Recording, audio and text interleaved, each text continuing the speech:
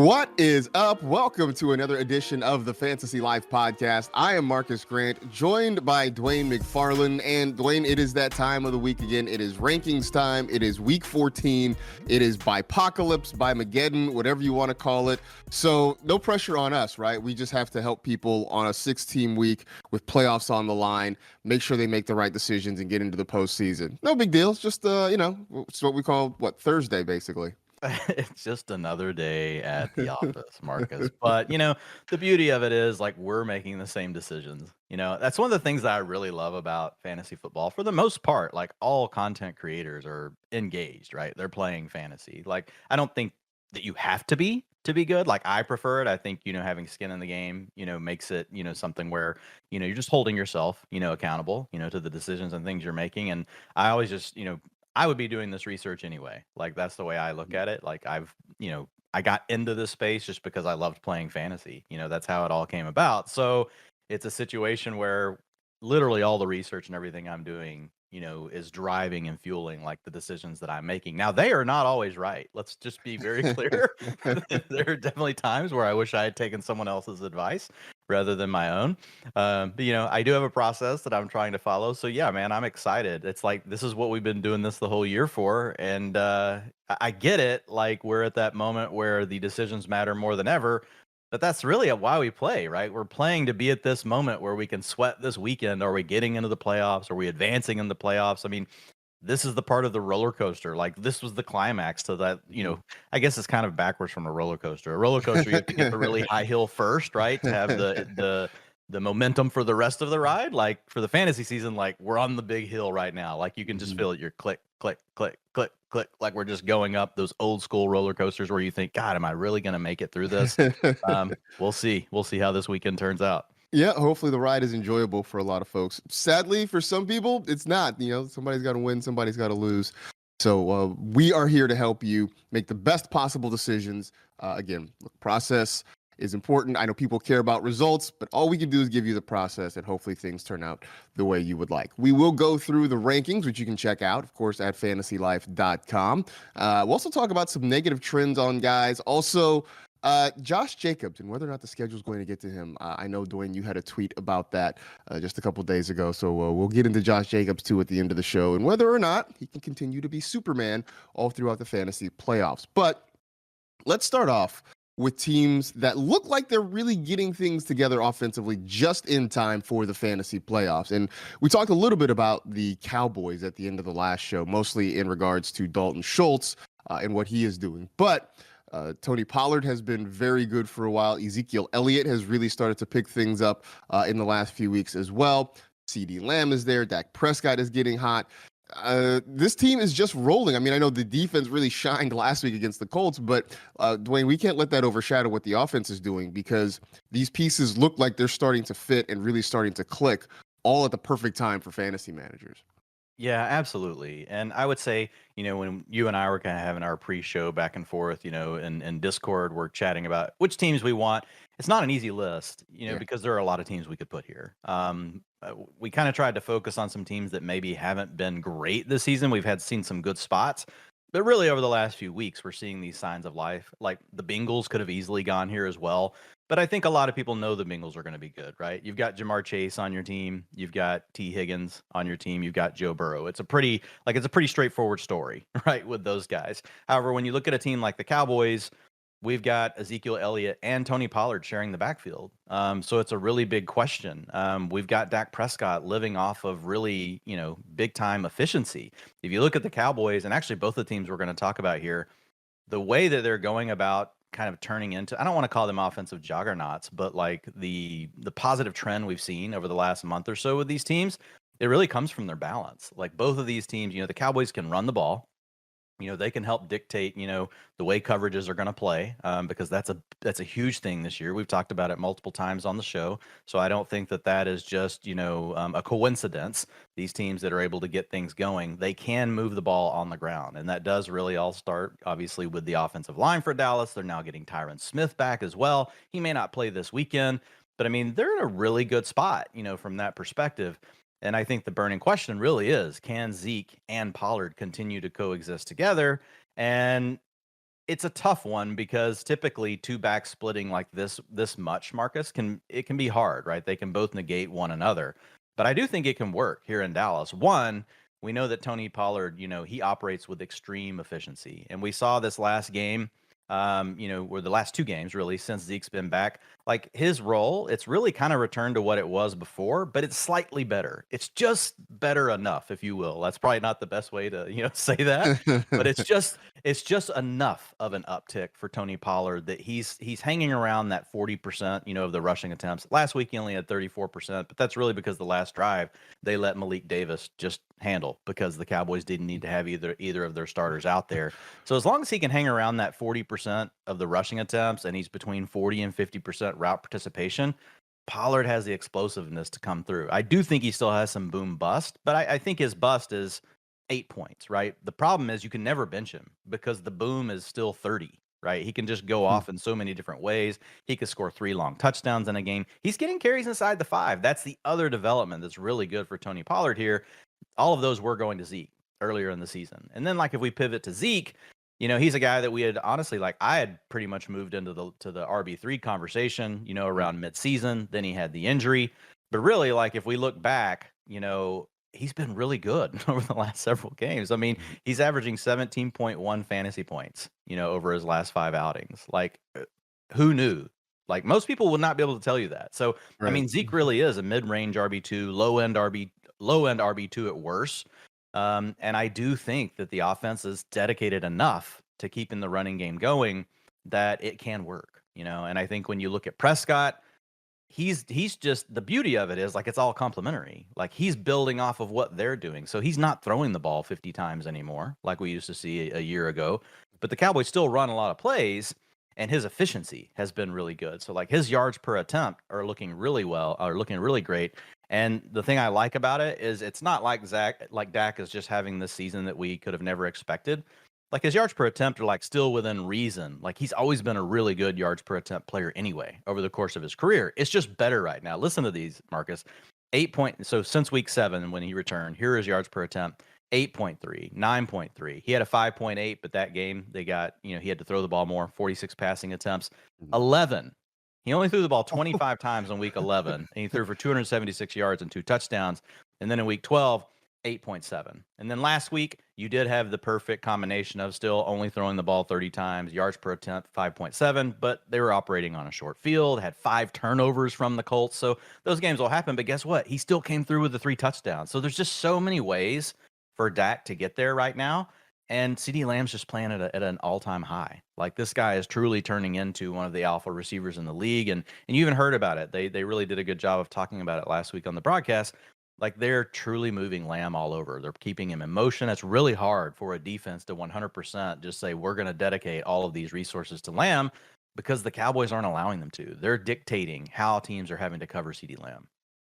It's interesting because I know we talk about kind of that rule of threes, right? In terms of what makes a good offense. And if you have 3 guys that you have to pay attention to defensively, that makes for a better offense. And I guess this sort of exists and sort of applies to the Cowboys, except that, we don't always see Zeke and Pollard on the field at the same time. It's not impossible. It's just not necessarily the norm in this offense. So there are sort of 3 guys, but maybe not in the traditional way we think about it, which I also feel like applies to the Lions, because you've had Jamal Williams having an outstanding year. DeAndre Swift has really been, he's come back to us in the last couple of weeks. Amon-Ra St. Brown has been great pretty much all season long. So I feel like it's very similar in the sense that you have 3 guys. Not necessarily do you see all 3 guys on the field, but Jared Goff seems to be making it work. And even if Goff himself hasn't been spectacular fantasy-wise, he's doing enough to feed the guys around him that we like having them in our lineups. Do you believe that this can continue through the next 4 weeks of the season? Can Jared Goff at least, if not, be the truck that kind of pulls this thing, at least be a trailer that doesn't screw it up? Yeah, I do. I think the Lions are playing really well. I think they're getting healthy at the right time. We saw Jamison Williams back on the field. Now they're probably still going to be slow with him, but every week, we're getting a little bit more, right, of a potential electric playmaker that can do things down the field. And then you've got a complimentary player in DJ Chark, who had been injured. I mean, the Lions were really banged up. Like, they were without Josh Reynolds. They were without DJ Chark. They traded away TJ Hawkinson. DeAndre Swift has been hurt. And we saw early in the season what this offense is capable of. They can really come out and put up a lot of points. And Jared Goff is a good enough quarterback to really act more as like that old John Stockton point guard, right? Not the new point guards. We're not talking the Russell Westbrooks, the triple double every night. But, you know, he can dish it. He can dish it out if you put him in a good scheme and you surround him with good weapons. And I think we are just seeing the Lions continue to ascend. And I do think a lot of it ties back to what you just mentioned. They've now got the 1-2 punch on the ground with Jamal Williams. They've got DeAndre Swift. And the beauty of Swift, right, is really what he can do in the passing game. You know, you've got Amon-Ra plus Swift, and now a guy like Chark that can stretch the field. Jamison Williams can stretch the field out. You know, Josh Reynolds, more of a contested catch kind of guy. But, like, there's just a lot of different weapons now at Jared Goff's disposal. And I think, honestly, like, Amon-Ra, I mean, I know we talk about him every week, but it's hard not to be honest. Like, if you look at his last 17 games, I don't remember exactly what it was. Like, Ian Hartitz had a tweet about it. I actually did put it in the rankings article, and the rankings are up. So you folks make sure that you go check out the rankings and tiers article over at Fantasy Life. We've got all the reasoning behind guys that are higher or lower than where they usually are, you know, in the ranks. But just looking at Swift, like, I mean, not looking at Swift, looking at Amon-Ra St. Brown, like, over the last 17 games, man, it's just been absolutely nuts. 167 targets, 127 receptions, 1,534 yards, and 12 touchdowns. I mean, those are alpha numbers. This is not just some dude that, oh, well, he's a slot receiver. I mean, we comped him early in the season saying, look, like, the ceiling is Cooper Kupp. Like, he's that good in the slot, you know? So I think that's where we are right now. And there's no stopping him because, again, kind of like Lamb, like, they do everything they need to do with him. They move him around, everything else. So he's in a good spot. And then again, with Swift, it's just what he can do through the passing game. When you have Amon-Ra and then you have Swift and you now have the field stretchers, I think the Lions are perfectly positioned. They really are in a good spot right now. I am also going to petition again to my friend Matt Harmon to upgrade Amon-Ra St. Brown from Bud Light Cooper Kupp to something else. Like, I feel like he deserves a higher quality beer attached to his name, considering what he has done. And, yeah, it's been interesting to watch him because, you know, remember, there was that debate in the offseason about whether or not what he did at the end of last season was a fluke and if he could keep it up. And we've obviously seen that this is who he is. Michael F. Florio pointed out the other day that this year's Amon-Ra St. Brown is Amon-Ra St. Brown, the guy who looks like he's going to get hot and put up huge numbers at the end of the season and maybe go a long way toward carrying a lot of people, if not to championships, at least in a position to compete for a championship this year. Really interesting game between the Lions and the Vikings coming up this week. And if you want pretty much everything you want to know about it in just about every respect, whether it's DFS, it's just regular season-long fantasy, sports betting, etc., go check out the Game Hub at fantasylife.com. And it's kind of your one-stop shop for pretty much everything for each and every game. I mean, Dwayne, we've talked about this before, but I'm just always amazed. Sometimes I just sit and not even stuff that I want to know. I just click around just to look at it because I'm just sort of amazed by the depth of information that these Game Hubs have. They are a wonderful, wonderful thing for people who haven't checked them out. Yeah, absolutely. I mean, and if you, like, we were just talking about, you know, the Vikings and the Lions, like, you can immediately see, like, it all kicks off for the Lions this weekend. Like, they're in a game, you know, with a 53-point total, minus 2.5, and we've actually already got our bet in. So if you guys want to know who our pick is, I'll tell you who the pick is. It's the Lions, minus 2.5. But if you want to know the why, all of that information is there. So that's the thing, honestly, that beyond the fact that it just does have everything together in a nice, neat place, like whether you're just wanting to know about the matchups, whether you're wanting to know about fantasy implications, whether you're just wanting to bet the game, right? Or maybe you're playing pick'em, you know, and you're doing something over on Underdog. Really, everything's right there, and it's easy to navigate. Simple projections are up, so everything you want is there. But what I love is the fact, the analysis to back up the bets and to back up, you know, the reasoning behind why, you know, our experts are picking the players that they're picking, or, you know, the team. So, and it's a teach you how to fish kind of thing, because you'll start to notice a lot of the same themes, you know, between, and I love looking at them because we have some really good people on our team that are really good at betting, better than me at it, you know, especially when it comes to picking games. So I absolutely use it. Yeah, so definitely go check that out. Speaking of which, too, you also mentioned the fact that the point total is elevated for this one, and what I found is amusing that somehow the 10-2 Vikings are an underdog to the 5-7 Lions. And so, if there's something you want to get in on that, you can go to BetMGM, sign up using the promo code Fantasy Life. You can get a $1,000 risk-free first bet there. So, we're trying to give you the information. We're giving you a spot to make it actionable and spice up your weekend a little bit when you're watching the NFL starting Thursday all the way through Monday night. All right. Let's get to the rankings for this week. Of course, you can check them all out at Fantasy Life. You got Dwayne, you got Waj, you got all this information here on who's up, who's down, maybe helping you make some very tough lineup decisions here. Start at quarterback.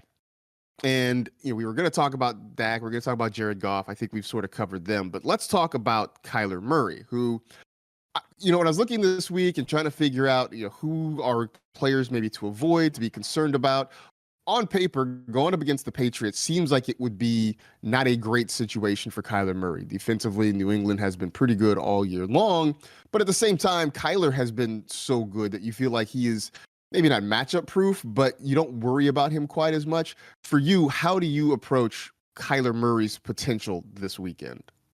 Yeah, with Kyler, he's a guy that we would love to have included, up top in the offenses like that could really click and make things work for you. We just haven't quite seen it yet, but we're starting to see glimpses of it. And it's kind of similar to what we talked about with the Lions. And this is true for a lot of teams, like health is huge.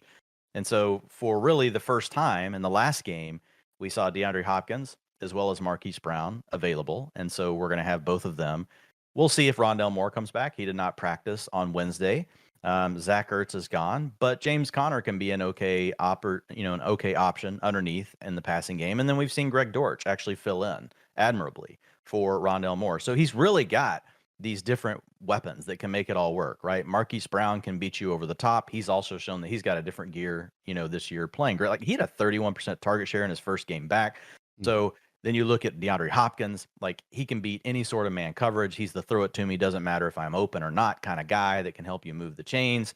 And then, when you look at a guy like Greg Dortch, like he's more like the guy that can work underneath and separate. Rondale Moore is more the athlete, right? You want to get him the ball in space and let him run after the catch. So they have a lot of unique weapons. And so I really like that for Kyler. I know we don't have a lot of trust, in Cliff Kingsbury, but the bottom line for Murray really is just the fact that, like, even though it hasn't been what we hoped, right? It hasn't been a Josh Allen type of season, like, because that's really his ceiling. It hasn't been a Jalen Hurts type of season, but the ability's all still there. This is a guy that runs the ball plenty. So, like, if we look at his rushing attempts over the last, several games, 10, 8, 6, 8, 7, he's had in those games 100 yards, 26 yards, 36 yards, 55 yards, 56 yards. He's got 3 rushing touchdowns on the season.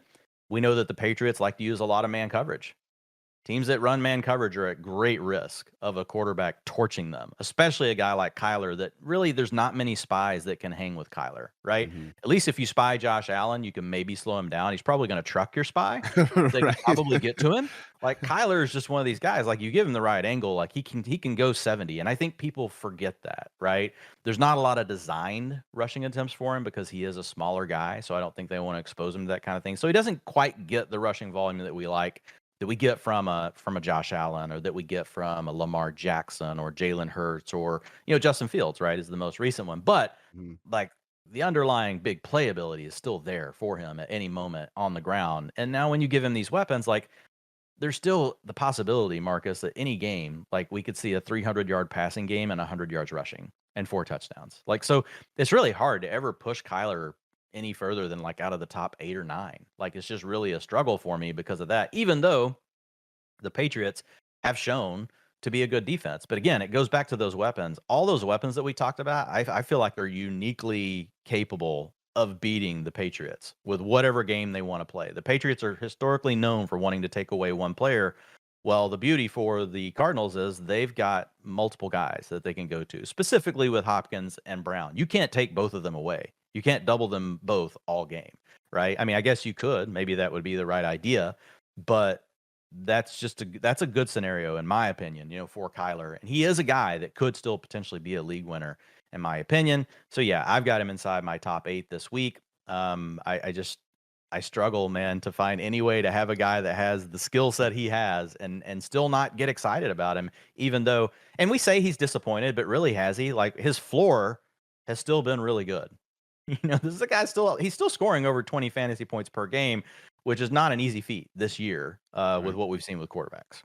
Well, and throw in the fact that he has yet to have all of his weapons healthy or available at the same time, right? He started the year with Nuke Hopkins on suspension. Hopkins comes back, Brown gets hurt.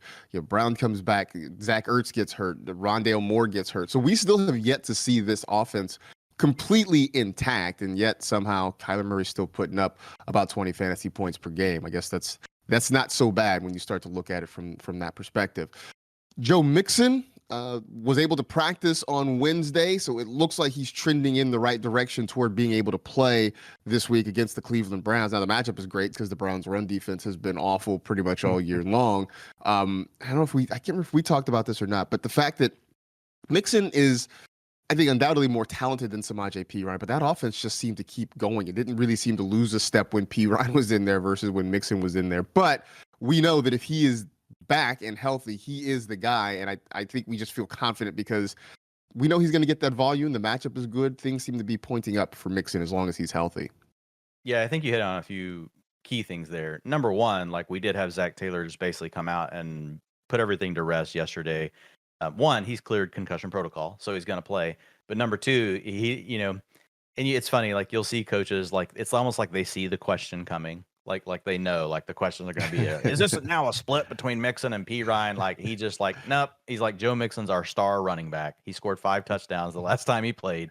He's our starter, right? Now Perine's had a role all year, so Perine will probably still have his role, but it's really just more as the long down and distance back, right? Now I think there is potential that Perine carves out a little bit more of the passing game work because we had seen in recent weeks Mixon had really picked up the 2-minute offense, and that had been a positive development for him. I think overall, the big positive development here for the Bengals, whichever running back is playing, is the fact that they've been throwing the ball more to their backs. They have integrated their backs into the passing game over the last 4 games. So the starting running back for the Bengals, here are the target shares over the last 4. 25%, 14%, 17%, and 23%. That last 23% is important because that's with Jamar Chase back in the fold. So it's really a situation where some of that can evaporate at any moment. Like Tyler Boyd can have a big game. Hayden Hurst got knocked out of the game last week as well. So him not being in there, it's kind of been a little bit of a musical chairs thing. But knowing that Joe Burrow is willing to go underneath with the football, even though he has these other great downfield weapons, Burrow really is that classic drop back and like, look, I'm going to let you beat yourself. I'm going to take, what you're giving me. Now, he's still willing to push it in, to Jamar Chase, to T. Higgins when he needs to. But for the most part, like he's going through his progressions and like he has enough weapons that it's like, fine, you dictate. I'm going to have a weapon wherever you want me to go. And lately, the way defenses are playing them, and again, this goes back to the overarching, thing that we've seen all year with all the shell coverage over the top. Like if you can get your running backs involved in the passing game, that can really be a positive thing. So I think that's good for Mixon. He hasn't been very efficient this year, Marcus. Like it's not good. Like if you look at him out of 52 backs with at least 60 attempts, he ranks 44th in missed tackles forced, 49th in average yards after contact, and 41st in 10+ yard attempts. Only 7.6%. The league average is 11.5. But he plays in a great offense. The volume is probably going to be there. So it's like, what are you going to do? Like, I think Joe Mixon is ranked too low. Like when I look at industry consensus this week, now some of that's probably because people didn't know for sure if he was going to play at the beginning of the week, but I refreshed it this morning just to look. I think people are too low on Mixon. Like I've got him in my top 8. Like I'm way ahead of consensus this week. And part of it also comes back to what you mentioned a moment ago. Like the Browns have just not been good, against the run. So the Bengals are near touchdown favorites. They've got a top 10 team total. Like it's one of those games where everything really does look to be stacking up for Mixon. I expect him to score at least 1 touchdown this weekend, and it could be a multiple touchdown game. Well, looking forward to getting him back in the lineup. I know it maybe stinks if you were starting Samaje Perine, but for folks who have Joe Mixon, it's good to see him back. James Conner, another guy who maybe hasn't been super efficient this year. He's also dealt with some injuries. Now, you talk about Kyler and still believing in his ability to prosper even against that Patriots defense. They have also been incredibly tough on the run. James Conner has not been quite as efficient. Are you as optimistic about James Conner this week as you are about Kyler? Yeah, I think the big thing for me with James Conner, like I always will lean to the usage over the matchup, right? And I think that can be one of the things where I will be different in my rankings than others. I overall the matchups matter to me the least out of Hmm. everything. I care about their talent, how often they're going to touch the ball way more than defense because defense is really tough, from a predictive standpoint, like how much is really going to matter week to week. Now, I will say James Conner is a class, if you will, or an archetype of player that, the talent profile is kind of meh. Like it's above average. Like, and there's some nice things about what James Conner does, but it's mostly the volume. And I will say those archetype of players can be a little bit more prone to taking a step back against, a really good defensive unit. My problem with the Patriots is I think they're a good defensive, a run defense, but it's not like they're just, a stone wall. I mean, they give up 109 yards rushing, per game. That excludes overtime, obviously. And I think it's going to be a close game. I mean, teams are averaging 26 rushing attempts per game against New England because things are staying close. The Patriots aren't a team that are, even if the Patriots win this game, like, do you see a scenario where they're just running away from the No. Cardinals? Yeah, I No. mean, it's probably going to be close. And that's where Vegas has it. It has it as a close game. And so, with all those things said, man, it's hard to not lean into James Conner's utilization. Like his snaps over the last 4 games, 72%, 96%, 77%, 97%. Like, I mean, it doesn't Hmm. really get better than that. Like that's a Right. top 3 profile. So I mean, he's averaging 17.7 points per game this season when he eclipsed a 70% snap share. So I mean, you're probably looking at 22 to 25 touches this weekend when you combine carries and targets for James Conner. Like, so uh, I felt that he was too low in most of the industry rankings that I looked at. So I mean, I've got him as a borderline RB1. He can still finish easily as a mid-range RB1 just based on his touches alone. All right. So James Conner in play this week. In Tampa, Rashad White, Leonard Fournette. Um, Look, it's been Fournette's backfield essentially, but Rashad White seems to be closing the gap. Is this good? I mean, I know. So let's go back to matchups, right? On paper, the matchup's not good against San Francisco. They just shut down the Miami Dolphins last week, especially that run game. But now you got two guys that are sharing the opportunities. Is this reason to be concerned about the Bucs backfield? Yeah, what we saw in this first game back was really it's kind of like what we talked about with Pollard with Zeke earlier. Rashad White kind of went back to his role that he had before. So if you remember, like back when we first started talking about Rashad White, and it was week 4, and we're like, wow. And our exact quote was Rashad White, not exact, but close, was basically overnight Rashad White turned into Tony Pollard's, utilization profile. Hmm. Like, and he went to a 40% of the snaps, 40% of the rushing attempts. This was week 3, 41% of the snaps, 43% of the rushing attempts, 35% route participation. Here's week 13 with Leonard Fournette back, 41% of the snaps, 43% of the rushing attempts, 37% route participation. It's so funny though, because when you go on social media, you will swear that Rashad White is taking over the backfield. People see what they want to see. It cracks me up. And I'm not saying Rashad White won't be valuable down the stretch. I'm not saying Rashad White won't take over the backfield. But it's funny if you go online, and if you were a Martian, and you just landed here and you joined a fantasy league, you want to play on DraftKings tomorrow, you would swear Rashad White's the starting running back, on the Buccaneers and had taken everything over. So I I do think it can be problematic, especially in tough matchups like what you said. We talked about Zeke and Pollard earlier. Well, they're grooving in the right way. Number one, it's a run balance team. There's more touches to go around for the running backs. Number two, they've got a better offensive line because and the Bucks have a good offensive line. They're just all hurt. Like the entire team is hurt, right? And so when you've got a pass heavy operation that's also not scoring a lot of points and you're splitting up the carries, it can be problematic. How they're both still coming through is really in the passing game. And that is just, again, back to the coverage we're seeing. People are not letting Mike Evans get the ball. Mike Mhm. Evans' route tree consists of more down the field type route combinations, and teams are taking that away. That's why it's all funneling to Chris Godwin underneath. Well, the backs are the next part, right? So last weekend, like even though Rashad White played a part-time role, like you saw him out there with a 14% target share, like he can still end up with, 6 to 8 targets in a game. So I look at them, Marcus, I'm curious on your thoughts. Like I struggle though to make them any more than, really like RB3s. It's hard to get them. They're close to the RB2 conversation this weekend because we've got 6 teams on bye. But like just thinking pure rest of season, the way I'm looking at these two guys, they're probably, low end RB2, high end RB3, type plays because they both do just enough to keep the other one from truly going off. If I had to pick one though, I would still go with Fournette. Like he's still the 60-40 leader in the split. Right, and that's the thing. I feel like we talked about this last week too, and you mentioned the same thing that a lot of people seem to be sort of heralding the arrival of Rachaad White. And I know you and I just didn't see it because Fournette still seems to be the starter. He has the ability to play 3 downs if they want him to. And you're right, they do just enough to sort of take food off each other's plate, but they also do just enough that you can't really ignore them in your lineup if you have one of them because they are getting those opportunities there. I was on Team Fournette at the beginning of the season. I haven't really wavered from that, but it is interesting to see how these two are starting to sort of be complements to each other there. It also is frustrating because this is not the high-powered offense that we had seen the last couple of years in Tampa Bay. It's just a different offense for a number of reasons that we don't necessarily have to get into in detail right now. Wide receiver, Jamar Chase is back. You're starting Jamar Chase. Jamar Chase is great. How many more wonderful things can we say about Jamar Chase in the next couple of minutes? I'll be honest, he's on the list just because I didn't get to write or think about Jamar Chase for 4 weeks, and that's just a sad time when you don't get to think about Jamar Chase for 4 weeks because he is an alpha. Like he's amazing. T. Higgins is really good too.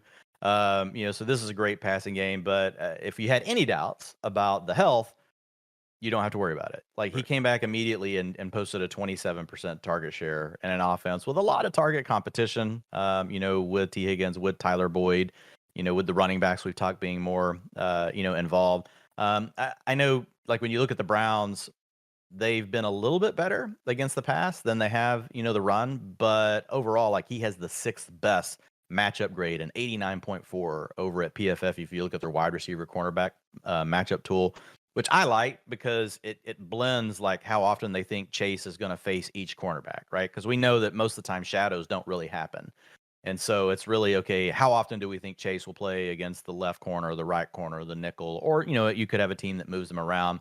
And so not that he even needs a good matchup, but I mean, if you're going to have, a player that could get a 25 to 30% target share, in a good matchup, like it's obviously, a plus. To your point, you're just going to start him. Like, he was absolutely on fire, man, right before he got hurt. He had 2 32+ point games back to back, and then he had the hairline fracture in the hip. So we could be right back on track for that this week. Like he could easily just be back to, another 30 point outing. So always has the wide receiver 1 overall upside in his range of outcomes. So you're happy to have Jamar Chase back. You're obviously starting him, and now you just ride the wave and hope that he carries you through all the way to the next 4 weeks there. Garrett Wilson looks like he is riding a pretty big wave too. I said recently that his favorite quarterback is not Zach Wilson. When it's been anyone other than Zach Wilson out there, Garrett Wilson has found a way to prosper. And so, yeah, we're excited about Mike White, but we're mostly just excited that Mike White isn't Zach Wilson, and those targets are going to be there, and they're going to be quality targets. I think that's the important part, Dwayne. We always talk about guys getting targets, and sometimes it's like, well, are they quality targets? I mean, is he having to do gymnastics to make catches? Is he having to do all the work? Garrett Wilson's getting quality targets now, and I feel like that goes a long way toward helping him be where he is.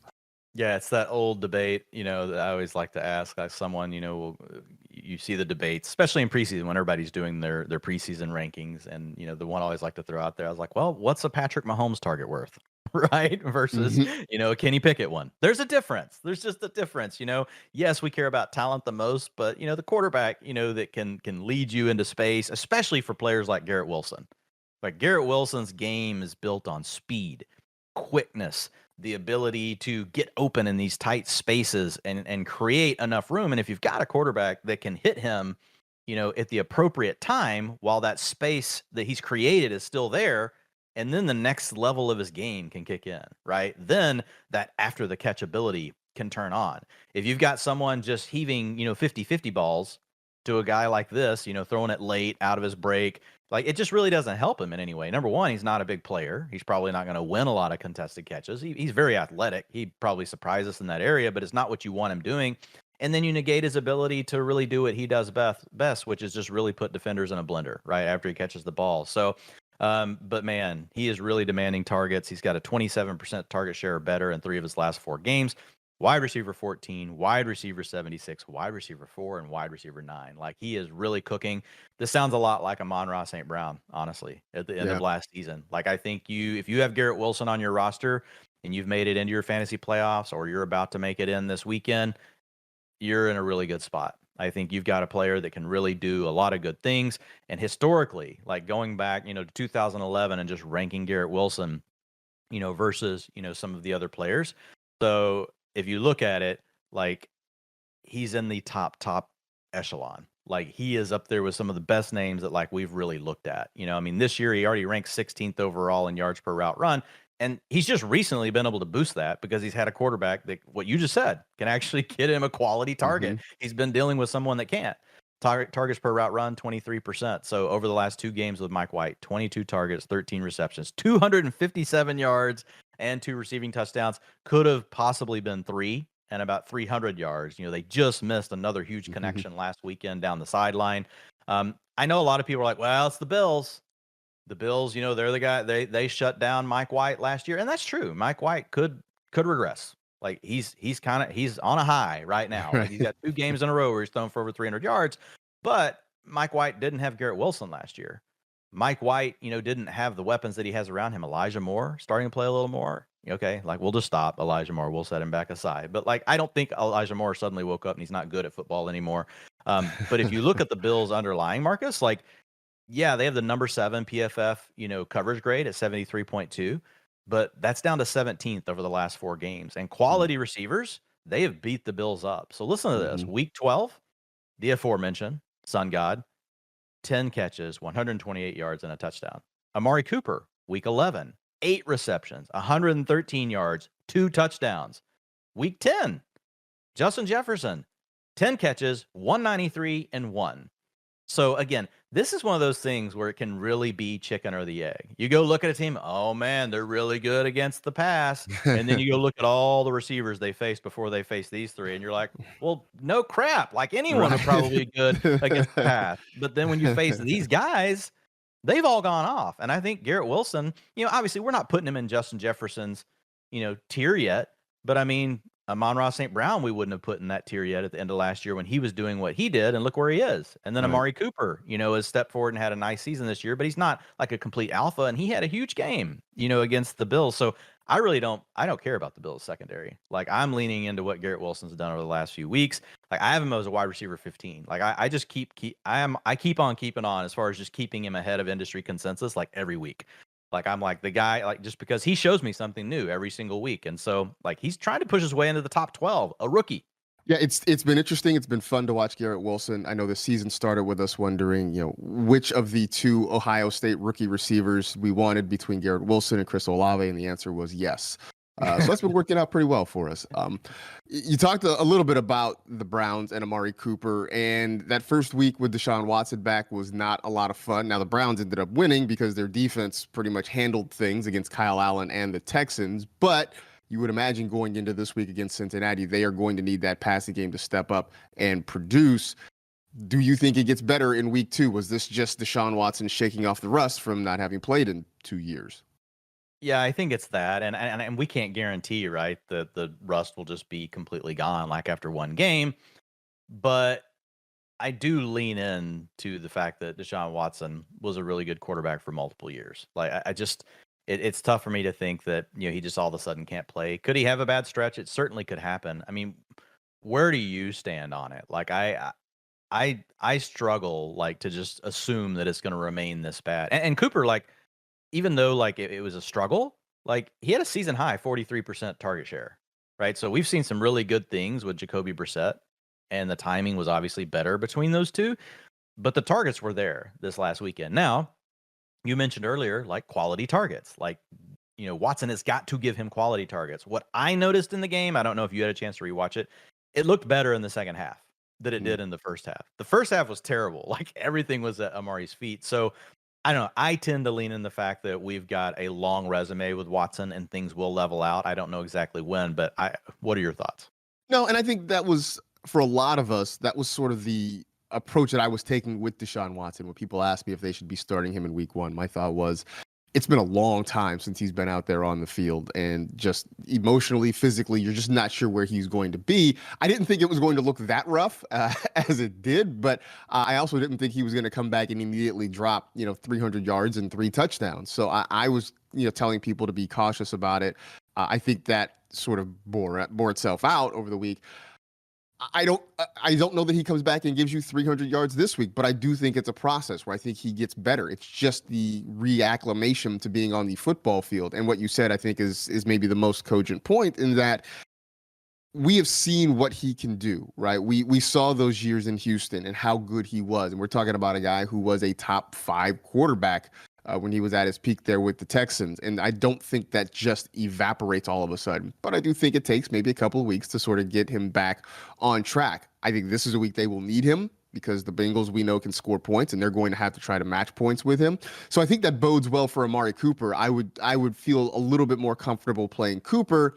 I'm still not ready. If I'm fighting for a playoff spot, I'm not ready to trust Deshaun Watson with that just yet, just because he is still working his way back. But I do think that it gets better for the guys around him, and I think that is the part to me that is the most important this week. Yeah, I bumped Cooper, down a little bit, considering we have, 5 teams that are on bye. He's wide receiver 18 for me, so he's a mid-range wide receiver 2.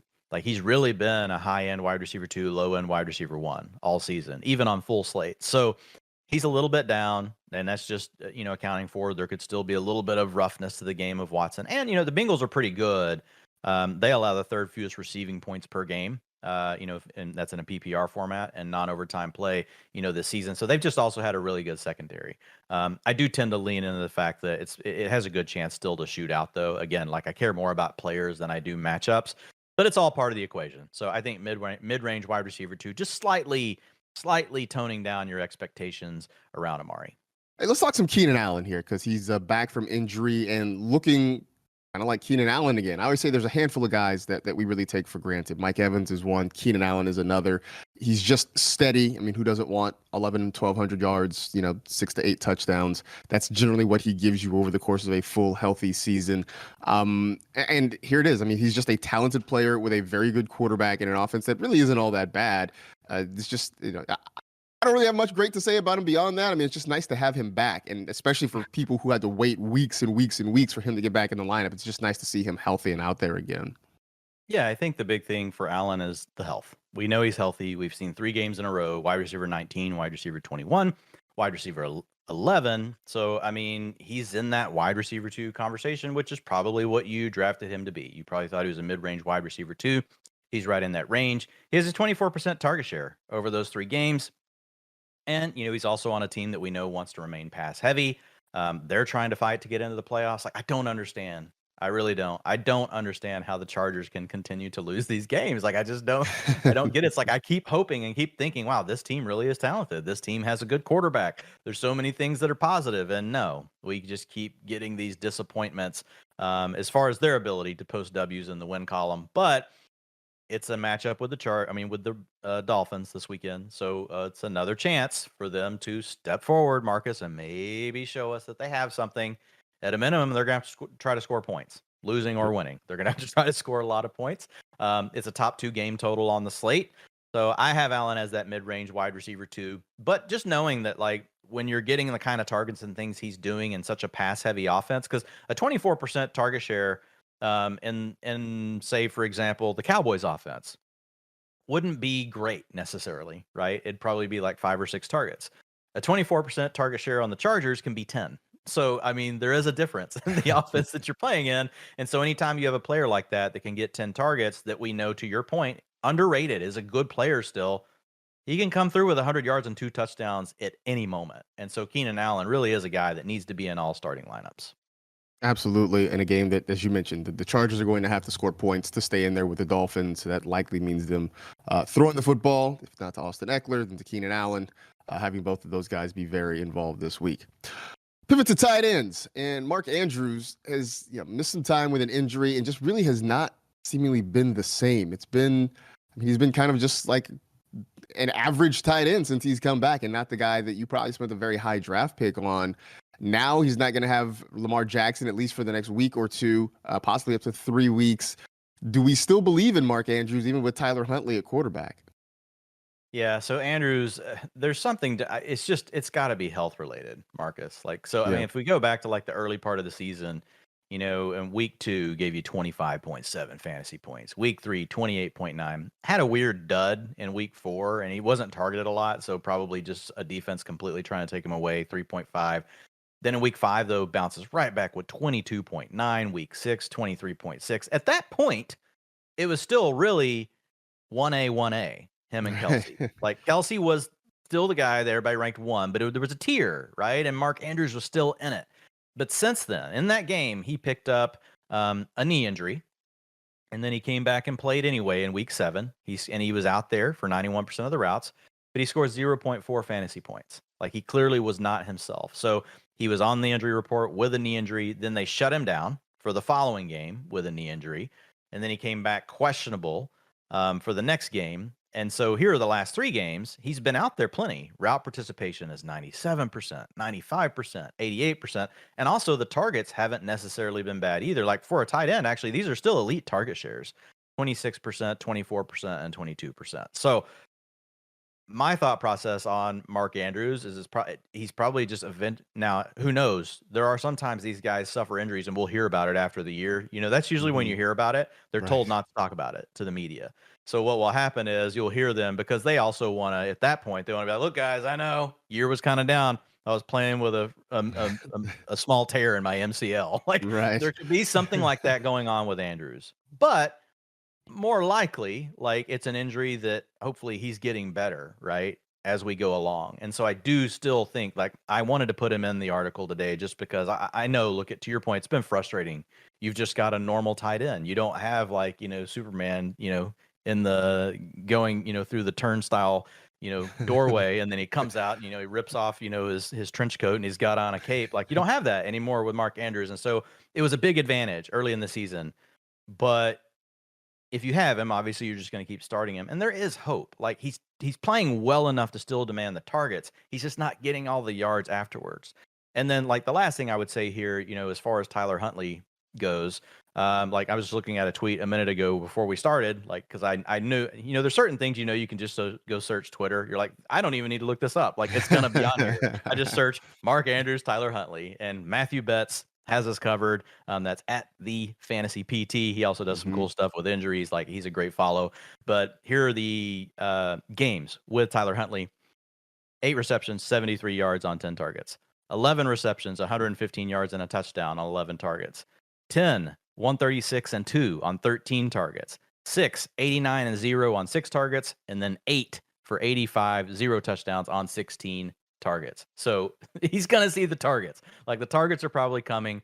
We just need Andrews to come through with a little bit more efficiency after the catch and, a touchdown. And that's the easiest way for a guy like Mark Andrews to get there. Like, when you listen to the targets I just gave you, would you be surprised if we're talking next Tuesday, we're doing the show, and it's, oh, wow, 8 for 85 and 2 instead of 8 for 85 and 0. So, like, and he's a guy, he's just due. He really is due. The volume is still there. Well, and when you consider the state of the Ravens wide receiver core, there aren't a lot of places to go with the football. So Mark Andrews seems to be in line for a big opportunity this week. A couple other tight ends. I saw you tweeting about Chigoziem Okonkwo. I'm sure people have seen the name and they're like, hey, yeah, that guy on their waiver wire list that they're scouring. I know you like him as a sleeper. And Daniel Bellinger, who is back, it appears, for the Giants as a bye-week streamer. I mean, I know this time of year we are really just hoping for upside, and these are a couple guys who seem to have that upside for people who are, hurting at tight end position. Yes, we are all hurting for upside. We're all hurting. So we're all together. This is a unifying moment. We can all sing this song together.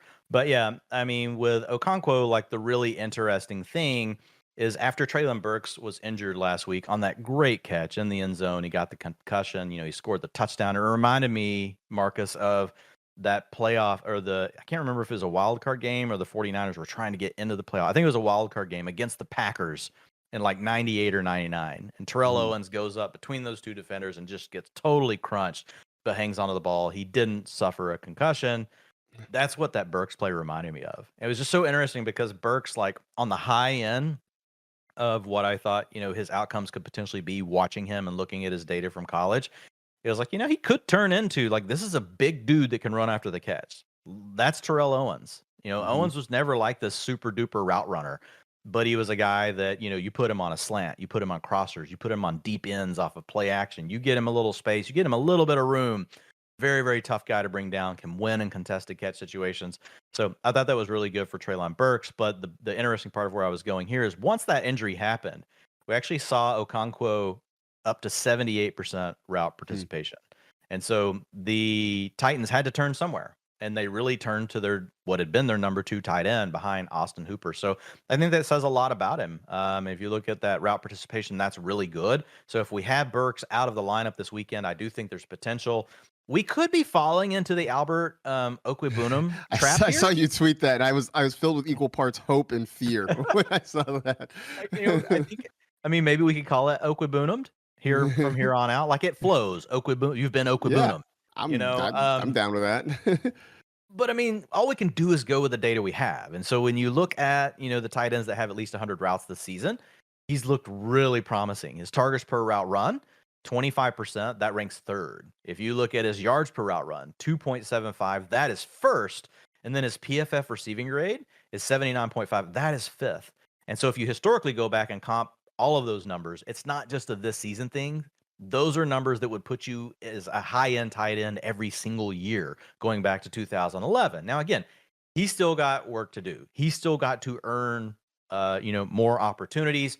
But we could have a scenario this weekend where an injury forces his way into more opportunities. Now, I will tell you this. I wouldn't go crazy with Okonkwo. I think if you have Burks out, I move him into the upside tight end 2 group, right? I got some questions yesterday. Hey, do I bench Kittle for him? And my thought there is like, look, I get it. Kittle's been disappointing. But if we're talking about upside, these are upside swings. There's not really it's hard to make an argument against Kittle in any upside case, right? Once you get past the top guys, because we've seen Kittle so many times. How many times has Kittle come through with 100 yards and 2 touchdowns?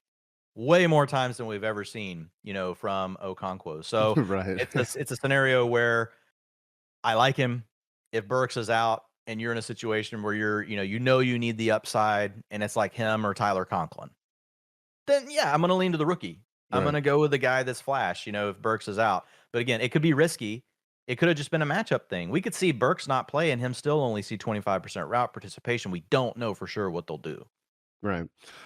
So yeah, we'll see if Okonkwo's there. Bellinger, sort of the same situation, just looking at potential route participation here. Yeah, Bellinger's is a little different. Like, I don't think he has the athletic upside, right, of Okonkwo, but he has the more defined role. He had that really brutal eye injury where he got poked in the eye several weeks ago, and he's missed time. He had to go to the hospital for that. But he is back. He's got a cool visor out of it. Like, hey, you're looking good. You're looking good, Bellinger. You look more intimidating on the field. I like it. You're putting off a good vibe for us. But yeah, I mean, he had an 83% route participation and an 18% target share in week 13 in his first game back. So he is the starter. And we've talked about the Giants before. It's not like we love the passing game, Marcus, but Darius Slayton has shown like he's a wide receiver 3, like, and he's been consistent. There's room here for one more guy, especially a tight end, like where you've talked about it. It's a wasteland. Like, this guy could be a low end tight end 1 the rest of the way, like, because the bar is lower for the tight ends. He's a guy that we know is going to be on the field. So I have him as a mid-range tight end 2, but the utilization is good enough that, like, he could definitely finish as, say over the next 4 games, we could look up and be like, oh, Daniel Bellinger was the tight end 9, like over that stretch. Like, the usage is there. Yeah, and that's sort of what you want from a tight end at this time of year, pretty much all year long. You just want guys who are on the field and have the ball thrown in their direction every once in a while. And right now, he kind of fits that bill there. So you want more on rankings, you can go check the whole thing out at fantasylife.com. Be sure to go do that. And while you're there, subscribe to the newsletter as well. We would certainly appreciate it. Before we wrap this thing up, you tweeted the other day about 2017, said you had a team with Le'Veon Bell, Kareem Hunt, Todd Gurley, and you ended up losing in the FFPC because of a late season surge by Dion Lewis. And you warned folks with Josh Jacobs and Austin Eckler not to get too cocky. Let's talk about Josh Jacobs because he has been on absolute fire the last few weeks. He's been great all year long, but he seems to have turned it up a notch the last couple of weeks, especially. The schedule, though, does him no favors. He's got the Rams on Thursday night. No Aaron Donald, so maybe that helps. He's got the Patriots. He's got the Steelers. He's got the 49ers to finish out the season. That's the bad news. The good news is, Dwayne, that whole offense in Vegas just seems to be Devontae Adams and Josh Jacobs. So this, I feel like, is putting your usage versus matchup process to the test. Do you believe Josh Jacobs can maybe not 150 yards a game, but at least keep it going to the point that he's helping fantasy managers the rest of the way? Yeah, and so when I look at matchups, like what I'm looking for, are extremes, right? And none of these games by themselves are extreme, but when you get all four in a row, like it does increase the odds, right? That Jacobs is going to have a bad week here or there, just because you get bad matchup after bad matchup. If you isolate any one of them on any given slate, it's not going to be enough to make me just be like, oh man, Josh Jacobs is moving down to RB12. No, you just said it. He's getting all the touches and he's playing great. That's the thing with Jacobs. I get it. The volume is there. People didn't expect, but people, like when you're talking about Jacobs, go ahead and take the next step in the conversation. He's also been a badass. Like he's playing great. Like he is the number one graded PFF running back right now. Like he's breaking tackles. He's getting yards after contact. He makes people miss. He's been a surprise plus in the passing game. Like he's doing everything he needs to do, and the usage is there. So if you are the Jacobs owner or the manager, like you're not really worrying about it. You would rather it be, you'd rather look up and see 4 complete cupcakes at the end, like, because that, maybe 2 out of the 4, he goes completely bananas. Now you're probably just, you're hoping to avoid a bust in any one of these, especially if you're playing in something like the FFPC, which if people haven't checked it out, it's awesome because if you win your league or if you lead your league in points, basically you go into a pool at the end that goes over weeks 15, 16, and 17. It's a 3-week point race. So you start with your average points for the season as your week 1 score. And so even if you've got a team at the top that's outscored everybody else by 30, which would be a lot, one game can erase that 30-point lead that team has created. I've been there. I've been in the top 3 and then look down and be like, wow, my team was really good. And now I'm in 700th place. It's like a DFS tournament, you're like, oh man, I'm stacked. Oh no, I'm not. And it's cool though. It's just, and it's a cool sweat because now it's a $500,000 purse. Their main event's $1 million purse. Like these purses have gotten so huge. But when you look at a contest like that, you don't want to see those back-to-back bad matchups because there's still that it just increases the chance that he could flop. But he's still Josh Jacobs, so you would take him pretty much over anything else if you were still given the option today. Absolutely. And, that's funny because when he was drafted originally, people were very excited about him and what he could be. And it just seems like it's taken all these years and a coaching change for the Raiders to kind of figure out what the rest of us, apparently saw the moment he got drafted, but it's nice. It's nice that it's finally come. What were you doing, John Gruden? Seriously. I mean, what the hell?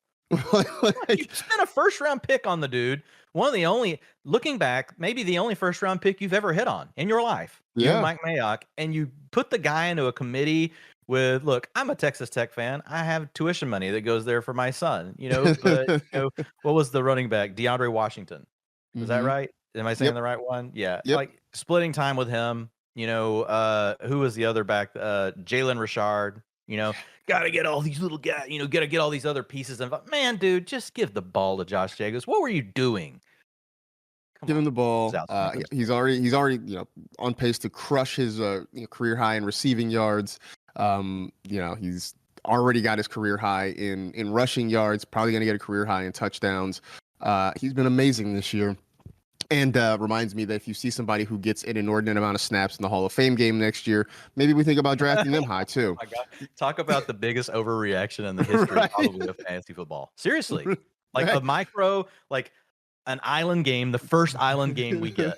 So island games are always worse. But if they're early in the season, and if it's the first thing, we're all waiting. Everybody's doing projections. You get one data point, and everybody just freaking lost their mind. I mean, he was going to be traded or cut. I mean, it was like he's done. Like nobody wants him. And now he's one of the best fantasy backs, one of the best running backs, period. I've had people hit me up. They're like, I still had him ranked as my number 1 RB in the season. And I'm just like, I'm like, oh, congrats. Prove it. I have no clue what your process is, though. It's Pro- probably not prove good. it. It's Yeah, probably sure. not good. It's probably not good. Absolutely prove it. That's what I want. I need to see receipts before I buy into that. We got plenty of receipts though for you over at fantasylife.com. We are showing our work, whether it is looking at the rankings, whether it's the game hub, all that stuff. So be sure to go check that out when you can to help put together your lineup for a big week across all of fantasy football. As always, we appreciate you hanging out with us here on the Fantasy Life podcast. For Dwayne, I am Marcus. You all take care of yourselves. Enjoy week 14. Best of luck trying to get into the postseason, and we will talk to you next week.